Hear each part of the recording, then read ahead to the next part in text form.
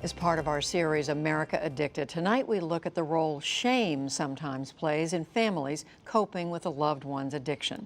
Anita Devlin speaks to groups all over the country about addiction, but as you'll hear in tonight's In My Humble Opinion, it was a dangerously long time before she spoke up at all.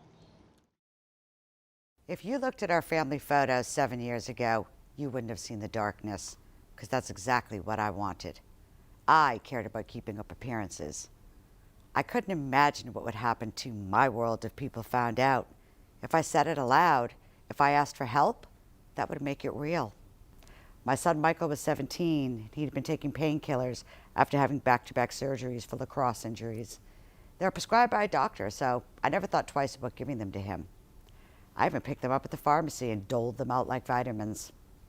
Giving them to my son was my choice. Taking them was his choice.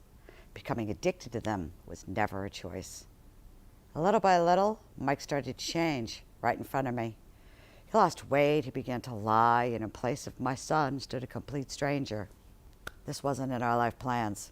My husband and I had a loving marriage, strong careers, a beautiful home, and 2 wonderful children.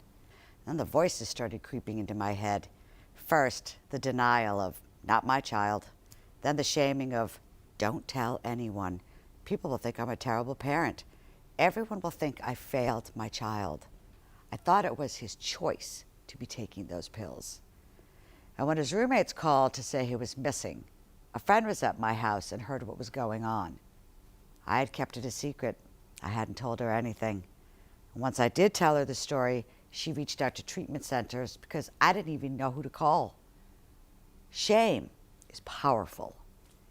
Shame makes us quiet, and being quiet means being alone. No one can do this alone, and we will never solve the opioid epidemic if we continue to let judgment fester. No one should be afraid to ask for help for fear of being blamed or shamed. No one is immune to this insidious disease, and I'm one of the lucky moms. It took time, but I realized I was living a lie. Keeping up appearances no longer mattered. Helping my only son was the only thing that mattered. And fortunately, Michael accepted help. He went to a residential treatment program where our family received counseling. He's been in recovery for nearly 7 years now, and our lives are filled with gratitude. Today, I'm an advocate, not only for long-term addiction treatment, but also for living authentically. Only when we take steps to eradicate shame can we truly help heal broken families. Anita Devlin, we thank you.